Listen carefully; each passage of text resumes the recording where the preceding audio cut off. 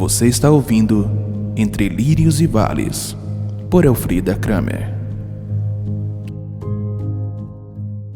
Olá, estamos de volta para bater o nosso papo e eu gostaria hoje de ter uma conversa diferente, de dar um testemunho para você. A continuação da minha história que eu deixei no episódio anterior, eu vou fazer depois no próximo episódio, no próximo capítulo. Mas hoje eu gostaria de conversar com você sobre algo tão importante que eu estou sentindo no meu coração, acreditando que algumas pessoas precisam ouvir esse testemunho agora. E eu quero falar para você que está precisando que como Deus tem feito milagres na minha vida.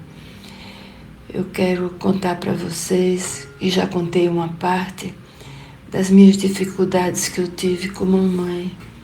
Como é difícil quando há um relacionamento complicado entre mãe e filha.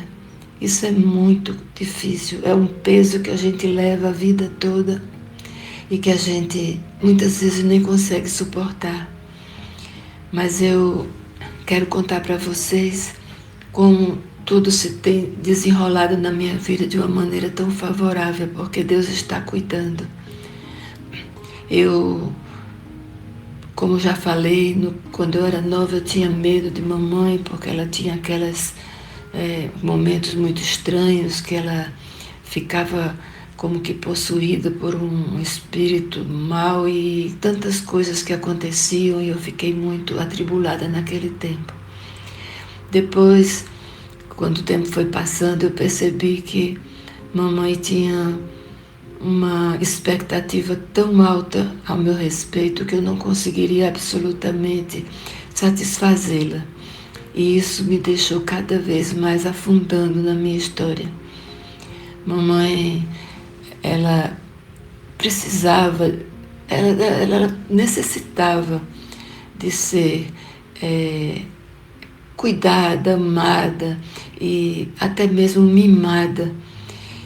E eu não tinha as aptidões que ela esperava de mim, quando muitas vezes eu notei que ela esperava muito mais do que eu poderia oferecer. E eu notei depois que realmente mamãe, ela não ficava feliz com as coisas que eu tentava fazer por ela, e ela muitas vezes parecia sempre insatisfeita. E a coisa que mais me feriu no coração foi porque as pessoas que eu conhecia, elas passaram a me ver do jeito que mamãe me via e a me acusar como uma filha má, uma filha que tinha abandonado a mãe. E isso doía tanto no meu coração a ponto de me esmagar. Eu sofria e orava e chorava e pedia a Deus que tivesse misericórdia de nós. Isso durou grande parte da minha vida. Mas eu me lembro de uma vez que eu estava chorando muito de noite e o Senhor me disse: vai até a palavra. E eu abri a Bíblia e encontrei um texto lá que me deu assim uma paz tão grande que eu não posso nem explicar. E esse texto dizia assim: o exilado cativo depressa será libertado.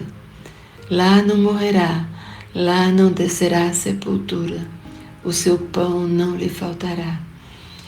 Quando eu li esse texto na Bíblia, eu fiquei assim mas foi uma coisa tão forte no meu coração, porque eu já tinha lido a Bíblia outras vezes, a Bíblia completa, e eu nem me lembrava que existia esse texto ali. E quando eu me recolhi, que já era de madrugada, eu fui dormir, eu fiquei assim numa paz muito grande. Algum tempo depois, um irmão nosso, que ele vinha orar conosco nos nossos cultos de oração lá em casa, ele teve uma visão, não foi um sonho, foi uma visão realmente. Ele viu na entrada lá da área onde nós orávamos, ele viu duas urnas mortuárias, uma preta uma branca envolta numa faixa dourada. Então nós falamos sobre isso e nós não tivemos o entendimento do que seria essa visão. No outro dia, quando eu levantei de manhã, aliás, assim que eu acordei, ainda estava meio entorpecida de sono, ouvi aquela voz dentro de mim dizendo: sua mãe está sendo requisitada pelo reino das trevas, mas ela será levada para o reino da luz. Oh, que coisa maravilhosa que eu ouvi! Oh, que paz que eu senti no meu coração! Porque eu tinha tanta tribulação e eu via mamãe num estado tão difícil que eu temia que ela não fosse adentrar a presença de Deus. Mas naquele momento me deu uma certeza tão grande de que mamãe, ela seria resgatada pelo Senhor. Isso aconteceu. Um determinado dia, Deus a libertou. Deus a libertou e nós vimos claramente a libertação dela de tantos demônios malignos que a atormentavam, e ela ficou livre. Ela ficou livre, sim, ainda viveu alguns anos depois disso, mas eu continuei assustada. Eu não acreditava mais em mamãe, porque durante a vida toda ela tinha o hábito de mentir para mim, e eu não acreditava em mais nada que ela dissesse.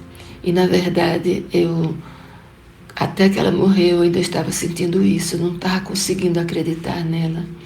Agora, eu sabia sim que ela estava arrependida, que Deus tinha recebido o arrependimento dela e que ela estava salva. Isso era tudo o que eu precisava saber, mesmo que a dor do meu coração não passasse com relação àquele desejo intenso que eu tinha de agradar a minha mãe, de ser uma filha que pudesse alegrar a vida dela, mas saber que ela seria salva para mim seria realmente a melhor coisa que eu poderia saber. Então eu passei a ter paz depois disso. Mas eu quero dizer que durante toda a vida, pensando nesse assunto, eu me sentia muito, muito magoada, muito triste, porque a palavra de Deus, ela nos consola, mas muitas vezes a gente se sente culpado diante de Deus. As pessoas vinham e me culpavam, e eu dizia: meu Deus, o que eu faço? Eu não estou agindo mal, eu tenho certeza que eu estou fazendo o melhor que eu posso para minha mãe. Mas as pessoas me culpavam o tempo todo. E eu vivia realmente uma vida de muito sofrimento. Quando foi um dia, o Senhor me trouxe a palavra, um texto muito conhecido no Salmo, que diz assim: entrega o teu caminho ao Senhor, confia nele e o mais ele fará.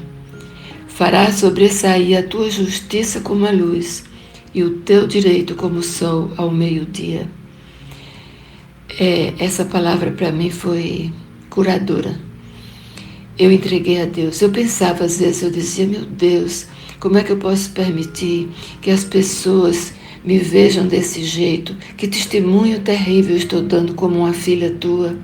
E eu ficava muito triste, muito sofrendo com essa situação.